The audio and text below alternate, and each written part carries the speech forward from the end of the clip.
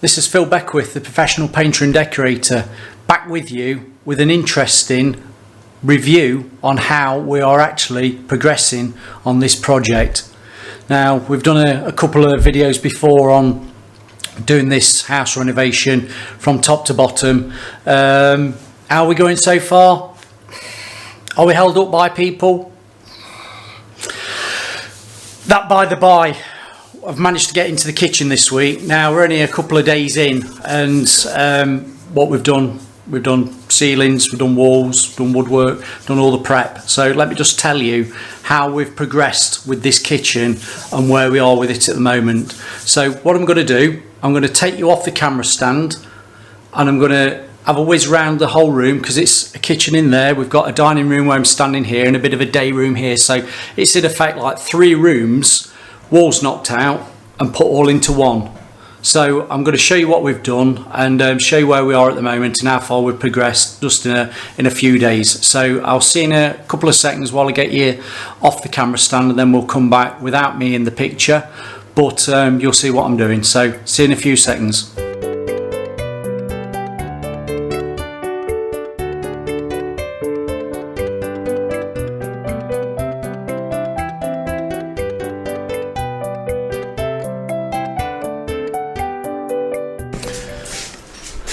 So here we are. I think you can see me all right. Am I focused in? Yeah, we're focused in all right. Now I've had a bit of, let's move out the light. I've had a bit of stick on some of the decorating forums about me doing spraying and spending all day taping up. Now when I say taping up, you've got to do the prep and you've got to do the taping up. They all come hand in hand. So where am I with all this taping? Right, I'm going to flip my camera over and I'm going to show you. We obviously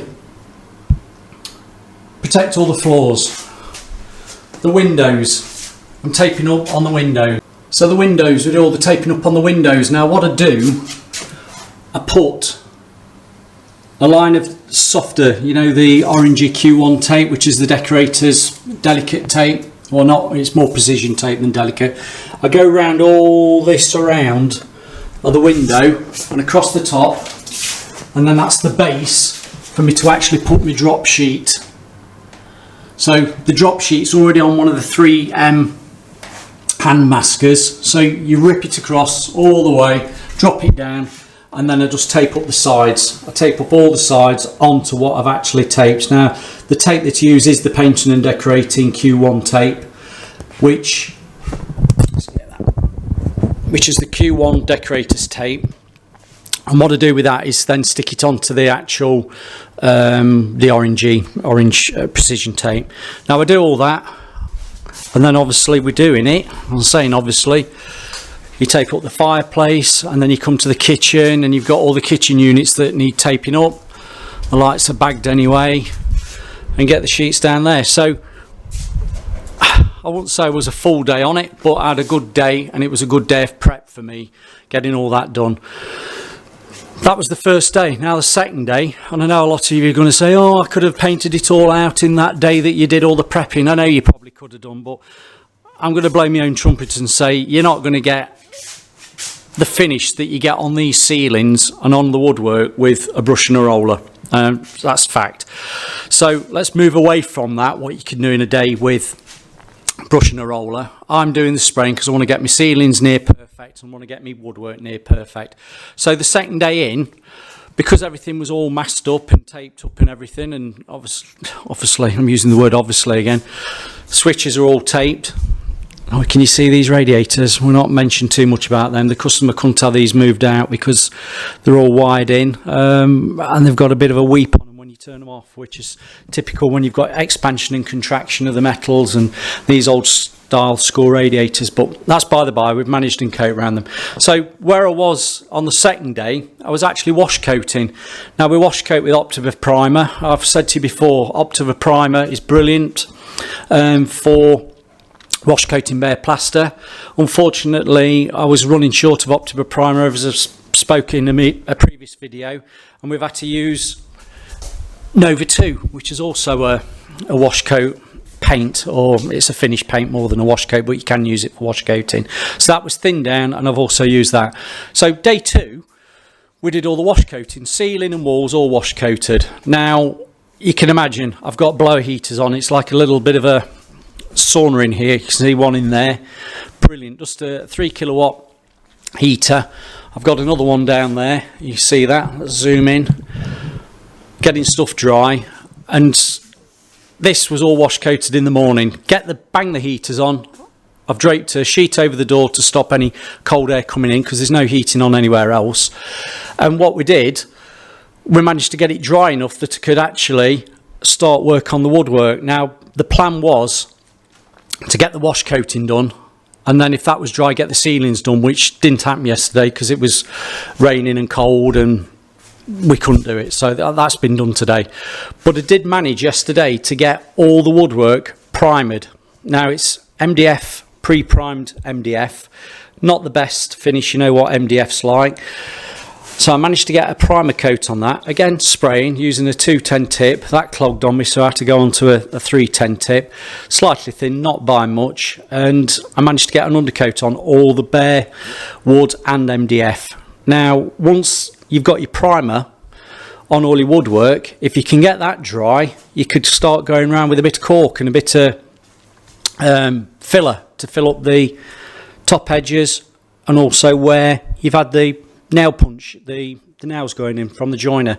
So I managed to do that, and because it was that warm in here, and that, well, Ticarilla primer undercoat, the Helmi, or if you're using Everall Aqua, because that dries really well, that had dried quicker than what my ceilings had done. So do you know what, by the end of the day, come 4 o'clock, I managed to get a second undercoat, stroke primer undercoat on all the woodwork, which was brilliant because it meant that today I could come in, finish the ceilings, which I have done. They've had 2 coats of anti-reflex 2. They've all been finished and they're just drying off now. That's why I've got the blower heaters on. And the plan is now I can get on with the woodwork. Now in between the ceilings drying, what I've managed to do is go round, because I caulked up yesterday on the primer, because never caulk or fill anything on bare wood. Make sure it's always primed first. So I'm going to say top tip Tuesday. It's not Tuesday, but top tip Tuesday, never fill anything unless you've primed it first. Now because I've got primer on, and because I caulked it yesterday and I got a second stroke primer undercoat on yesterday, what I've done today, before dinner, I've just managed to get another second caulk across the top edge just to smooth it off. Now that means that's dry. Once I start getting the top coat on, that'll be lovely for when I come tomorrow to put tape on. We're going to say tape. We're putting tape on the top edge. Yeah, tape the top edge of the skirting so we can do the walls. So in 3 days, what do you think? In 3 days, we're nearly there, aren't we? So come the 4th day, we should be looking at doing the wall colours, which this is going to be a Hague blue colour, or similar to a Hague blue, in this area there, all the way through. There's my camera stand. All the way through to that corner, and then in the kitchen's another colour. So I'm actually quite pleased with what I've got done, even though you'd say, oh Phil, you've got 1 day of taping up and oh, big deal.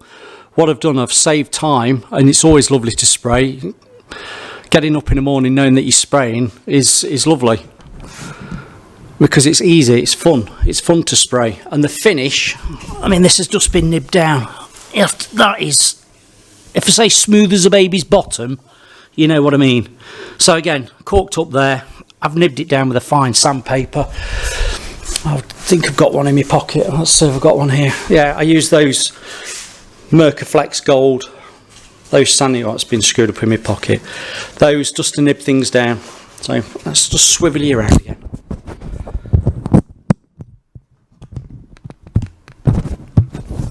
So you can see where I'm at with this.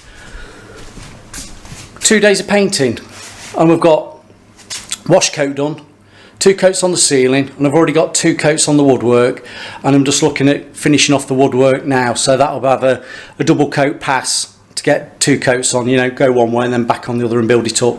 Hopefully it's dry for tomorrow to get on the walls. But no, this is where we are on this project at the moment. The kitchen is nearly done. We needed it done this week so they could start getting ready to, well, say move in. They're moving into the bedrooms. Stuff's coming in the bedrooms, furniture and stuff like that, but down in the kitchen is obviously a major room that people need to be using.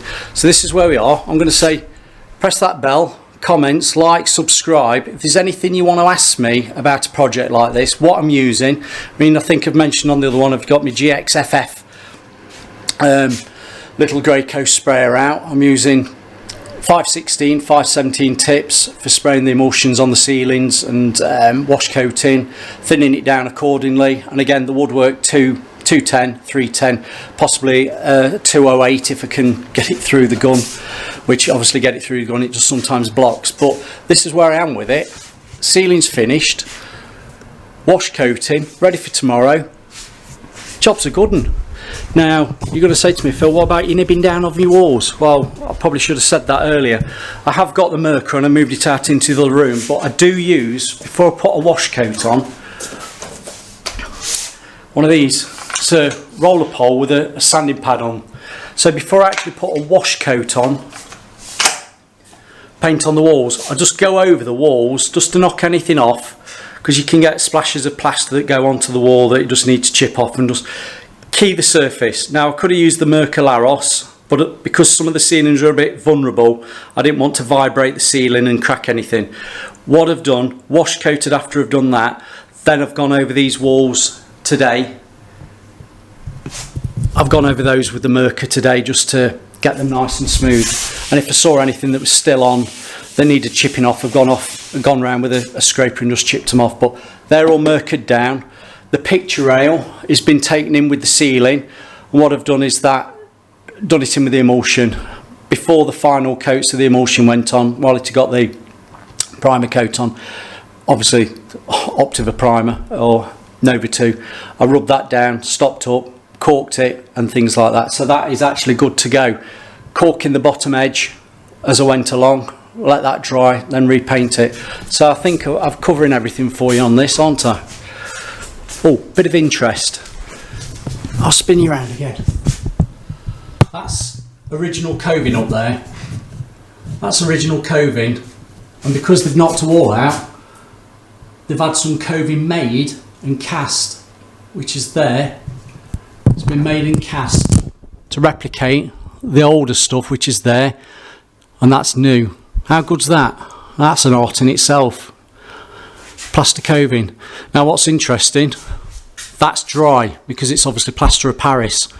The areas that aren't dry are the old original coving, which you'll probably find over the years some numpties probably painted it in oil-based paints. That's why I'm struggling to get that dry, because it's obviously not drying, it's not soaking in. The porosity of the surface isn't good enough to soak in the paint, whereas on the plaster of Paris, the new stuff, it is.